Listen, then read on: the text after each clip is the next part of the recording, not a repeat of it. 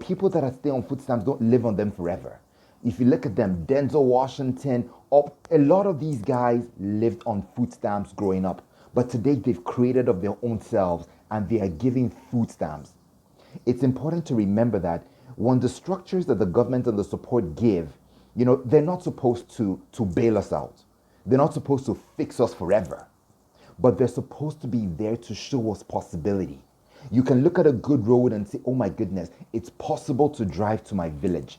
And when I get to my village, I can build because there's a possibility that was seeded in there from a government.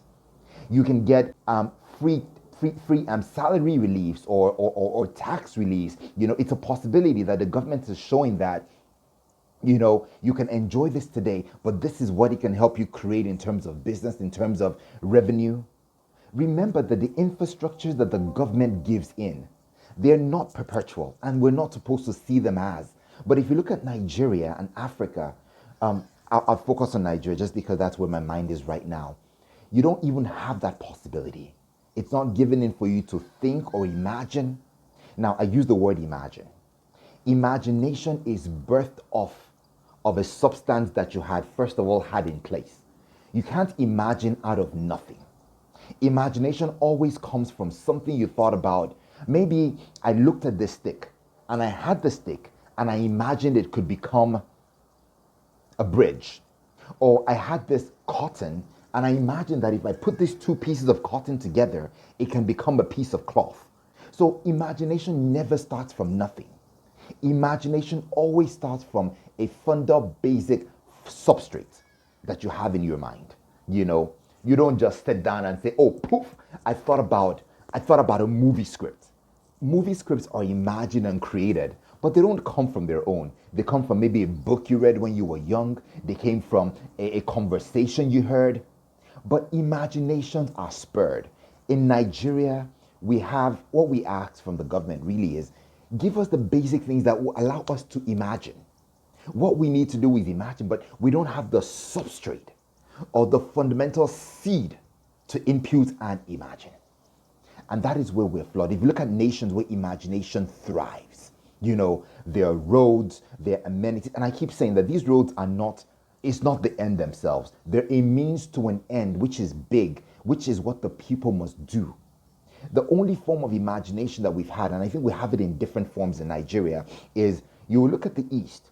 The only form of imagination that we've had in the southeastern Nigeria, and one of the biggest ones is when the Igbos, came out after Biafra, right? They had nothing. And they came out and they created something out of nothing. Their accounts were zeroized or billed down to the basic 1 naira, $1, but they created out of that. Now, you see what happened afterwards is everybody that was Igbo, that heard the story of their fathers creating, you know what they did? They believed on the substrate of possibility that we can create, we can build. That was the substrate. It was a fundamental input that went through. And because of that, you see a lot of people in the Southeast recreating and building. It's because they had that fundamental business, that is in there, and they can build and imagine. Spare shops, move into clothing attires.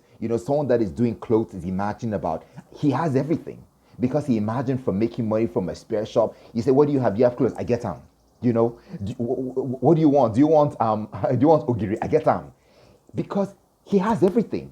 Because he had the fundamental ability to imagine, from a substrate that he had. But that wasn't even given from the government. It was given from his forefathers of people that pushed against the winds and the wars and the tides of Biafra and created magic out of nothing. When we are in this ask, we must remember that what we're asking the government for is not because we're going to lean on it forever. We have always been fighters in Nigeria. We're asking for that because it would spur our imagination into plenty, into infinity, just like we've seen in the Southeast. And we can create our paradigm thinking because of those imagination mindsets. We've lived a life where we have been forced to imagine from a substrate of what we created on our own.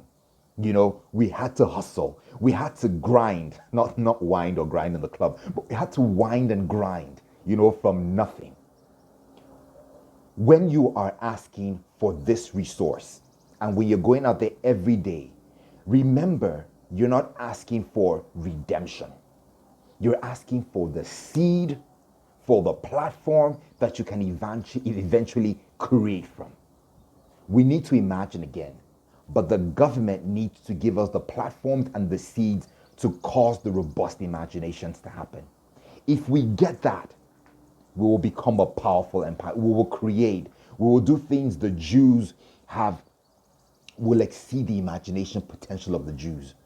But that's from a fundamental when you have the basic strength of something the government has put for you to imagine.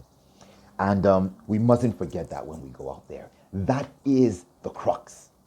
I know that there's going to be immediate relief of things that we think we can get, but the long term is if you have this, you can imagine.